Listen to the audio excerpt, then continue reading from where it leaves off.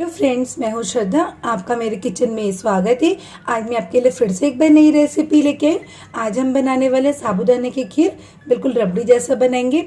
ये ज़्यादातर तो साबूदाने की खीर स्पेशली फास्टिंग में खाया जाता है, बट आपको अगर कुछ ऐसे डेजर्ट खाने की इच्छा है तो आप इसको बना के खा सकते हैं। अब कुछ लोगों को गर्म पसंद आता है तो आप इसको गर्म भी खा सकते हैं।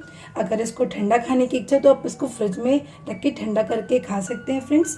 तो हम बनाना स्टार्ट करेंगे।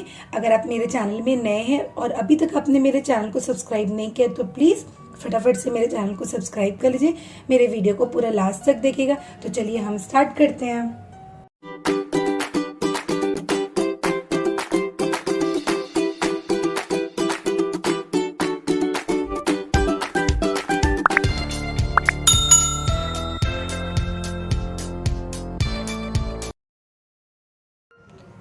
तो चलिए हम साबूदाना की रबड़ीदार खीर बनाना स्टार्ट करेंगे। इसके लिए मैं आपको दिखा देती हूँ। ये मैंने 1 कटोरी साबूदाना लिए हैं। अब मैं इसको इस तरह से इस बड़े बोल में डालूंगी साबूदाना को, और मैं इसको अच्छे से वॉश करूँगी। 2 पानी से अच्छे से मैं इसको वॉश कर लेती हूँ। तो अब ये देखिए पानी डाल रही हूँ और मैं इसको बिल्कुल इस तरह से हल्के हल्के से इसको धो लूँगी। तो इस तरह से मैं 2 पानी से इसको साफ कर लेती हूँ साबूदाना को। तो ये देखिए मैं इसको अच्छे से वॉश कर ली हूँ।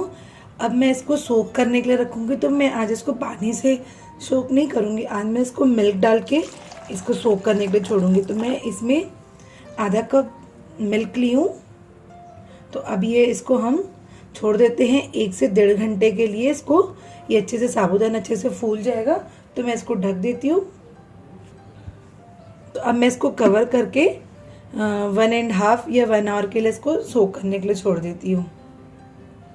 देखिए मैं आपको दिखाती हूँ। साबूदाना हमारा 1 घंटा हो गया सोक होते। अभी इसको हम इसी तरह से ढक के रखेंगे। तो अभी हम आगे का प्रोसेस कर लेते हैं। अब मैं इस तरह का एक बड़ा कढ़ाई चढ़ा ली हूँ और इसी में हम ये मिल्क डाल देंगे। तो मैं इसमें 3 कप मिल्क डाल दूँगी। तो ये मिल्क को हम अच्छे से गाढ़ा करेंगे। तो ये मिल्क डाल दी है। अभी हम गैस ऑन कर लेते हैं। अब मैं ये गैस ऑन कर ली। अब हम मिल्क को अच्छे से इसी में अच्छे से गाढ़ा करेंगे। तो अब हम मिल्क डाल के इसको हम इस तरह से चलाते रहेंगे बीच बीच में, और गैस का फ्लेम को हम मीडियम ही रखेंगे। बस हम इसे साइड साइड से भी इस तरह से हम चलाते रहेंगे। इसको हम 10 मिनट तक अच्छे से इसको गाढ़ा करेंगे। तो अभी मैं इसको चला ले रही हूँ। तो आप ये देखिए इसमें बॉइल्ड आ रहा है। तो अब हम इस तरह से फिर इसको चला ले रहे हैं। तो इसी तरह से हम इसको बीच बीच में इस तरह से स्टर कर लेंगे और साइड साइड से भी स्पैचुला के हेल्प से इसको अलग कर लेंगे ताकि ये साइड साइड में चिपके ना। तो आप ये देखिए मिल्क भी हमारा धीरे धीरे इस तरह से गाढ़ा होते गया है। तो अभी मैं इसको और अच्छे से इसको गाढ़ा कर लूँगी। जैसा कि मैं आपको बताई थी, मैं रबड़ीदार साबूदाना की खीर बना रही हूँ, तो मुझे इसको रबड़ी जैसा ही गाढ़ा करना है। अब मैं इसी स्टेज में ये सैफरॉन डाल दूँगी। ये केसर है, इसको मैं 2 चम्मच दूध में इसको भिंगा के रखी थी गर्म दूध में। तो इसका कलर भी बहुत बढ़िया आ गया है सैफरॉन का। तो इसको भी हम इस स्टेज में डाल देते हैं और अभी इसको हम इस तरह से स्टर करते रहेंगे। इसको गाढ़ा कर लेंगे। तो आप इसको देखिए मैं इसको इस तरह से बीच बीच में चलाती रही थी। तो मुझे 10 मिनट हो गए हैं, मैं इसको कंटिन्यूस चलाई थी। अब मैं इसमें डालूँगी 4 टेबलस्पून शुगर आप अपने टेस्ट के अकॉर्डिंग कम ज़्यादा कर सकते हैं। अगर आपको मीठा ज़्यादा पसंद है तो शुगर की आप क्वांटिटी बढ़ा सकते हैं। तो ये शुगर डालने के बाद भी मैं इसको इसी तरह से शुगर को मेल्ट होने दूँगी इसमें मिल्क में। तो ये हम 2 मिनट तक इस तरह से इसको स्टर कर लेंगे। अभी आप देखिए धीरे धीरे ये गाढ़ा हो रहा है। अब मैं इसमें थोड़े से इलायची पाउडर डाल दूँगी। तो ये मैंने 5-6 इलायची लिए थे, इसको कूट के इसका पाउडर बना ली हूँ। तो इसको भी हम डाल देते हैं इसी में। तो इससे इलायची का फ्लेवर भी बहुत अच्छा आएगा, टेस्ट भी बहुत बढ़िया लगता है। तो मैं इलायची डाल के भी इसको इस तरह से मिक्स कर ले रहे हैं। अब मैं इसी में ऐड करूँगी जो साबूदाना, ये हमने जो सोक करने के लिए साबूदाना रखे थे, ये साबूदाना 1.5 आवर हो गया है। सोख होते, तो इसको हम पूरा इसमें डाल दे रहे हैं।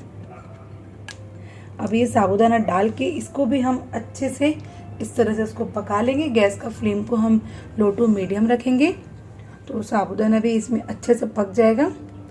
इसको भी पकने के लिए हमें 10-12 मिनट लगेंगे, तो हम इसको इस तरह से स्टर कर लेंगे बीच बीच में।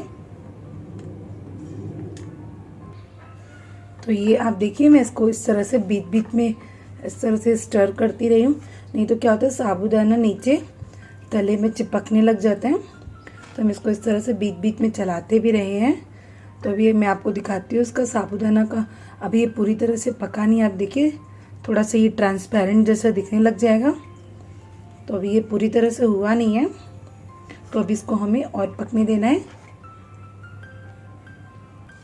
तो ये देखिए, ये 10 मिनट हो गया है। आप देखिए ये ट्रांसपेरेंट जैसा दिख रहा है। अब मैं आपको दिखा रही हूँ, देखिए ये हमारा साबूदाना पक कर तैयार हो गया है। अब मैं इसको दूसरे गैस में शिफ्ट करती हूँ। देखिए मैं इसको दूसरे गैस में चढ़ा ली हूँ। अब मैं इस वाले गैस में एक तड़का पैन ले रही हूँ, तो उसको मुझे तड़का लगाना है। अब मैं ये तड़का पैन चढ़ा रही हूँ। अब मैं इसमें 1 टेबलस्पून घी डालूंगी। तो ये घी को मैं पूरी तरह से मेल्ट होने नहीं दूंगी, बस अब ये घी हल्का सा इसको बस मेल्ट कर लेती हूँ, बिल्कुल हल्का सा। और अब मैं इसी स्टेज में ये कुछ मैंने कैश्यू लिए, कुछ मैंने आलमंड लिए, इसको इस तरह से बीच से कट कर दिए। तो हम इसमें डाल देते हैं नट्स, और इसको डाल के हम अच्छे से इसको भी हल्का सा बस इसको रोस्ट कर लेते हैं। तो ये आप देखिए धीरे धीरे हमारे नट्स भी इस तरह से रोस्ट हो रहे हैं। हम इसको बिल्कुल लो फ्लेम में ही इसको रोस्ट कर रहे हैं। तो ये देखिए इसका कैश्यू का कलर भी थोड़ा सा चेंज हो गया है।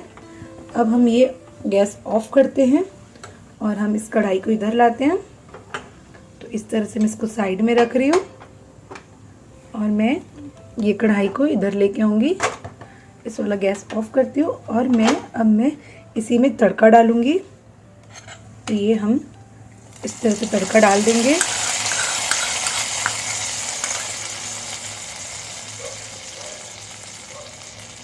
और इसको बिल्कुल हल्का सा इसको मिला ले रहे हैं।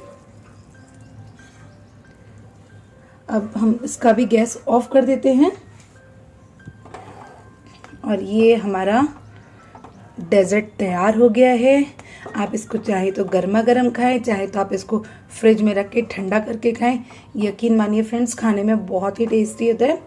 अगर आपको गर्म पसंद है तो आप गर्म भी इसको खा सकते हैं। अगर डेजर्ट के रूप में खाना है तो आप इसको ठंडा करके खा सकते हैं। तो मैं अब इसको सर्व कर लेती हूँ थोड़ा सा ठंडा होने के बाद।